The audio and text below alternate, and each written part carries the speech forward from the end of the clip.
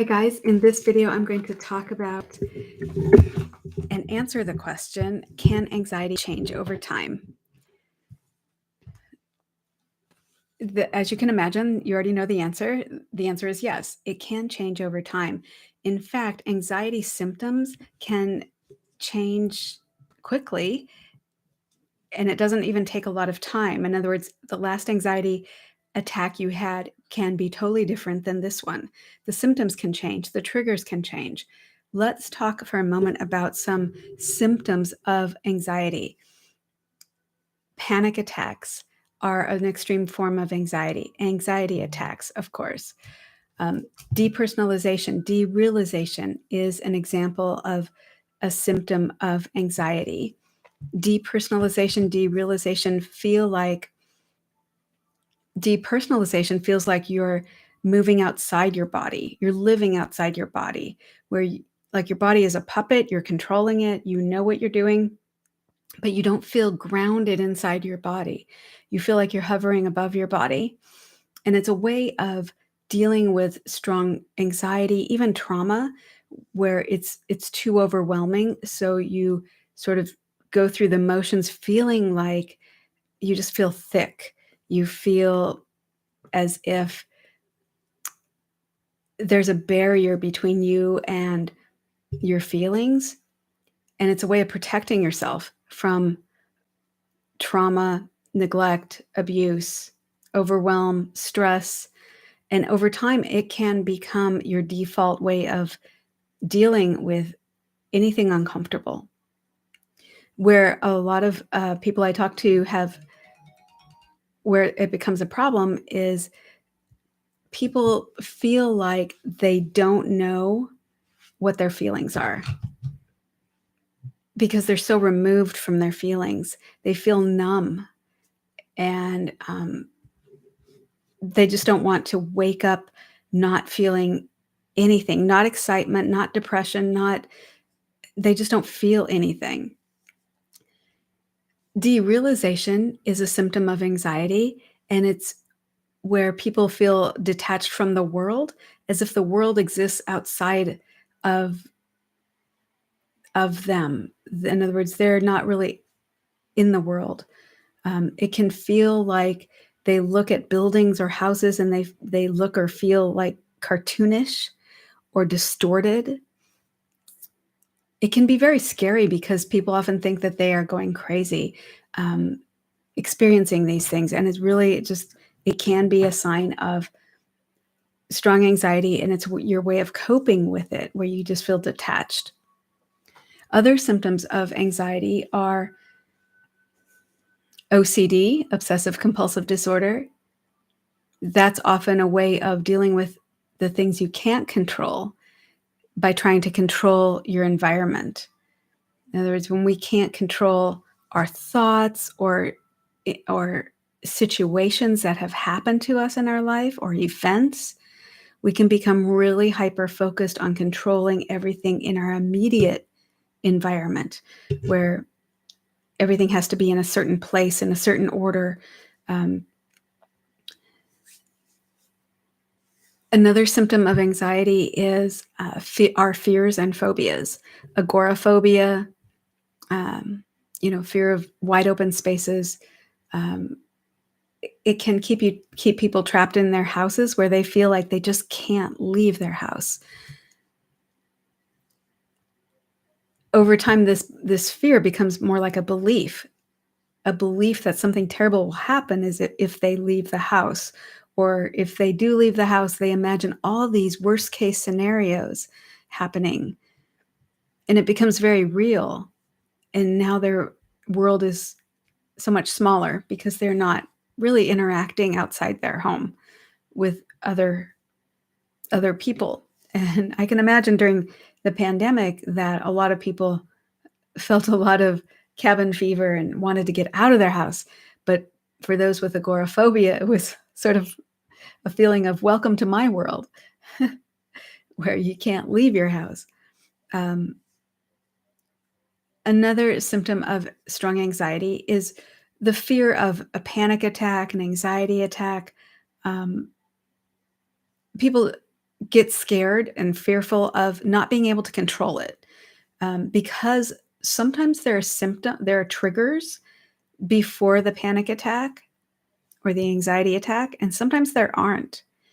People can be very fearful of it's going to happen at the worst possible time, when they're having to speak in front of a camera or speak in front of a group, um, when they want to make a good impression, and they can feel some physical symptoms happening, and it just feeds into the panic attack. That fear of it feeds into it and makes it worse. So now the question is, um, what do I do if I have all these things? Now that we understand what, of course, they are, you already probably knew that anyway.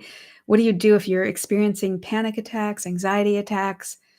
And by the way, the difference between a panic attack and an anxiety attack often builds up over time.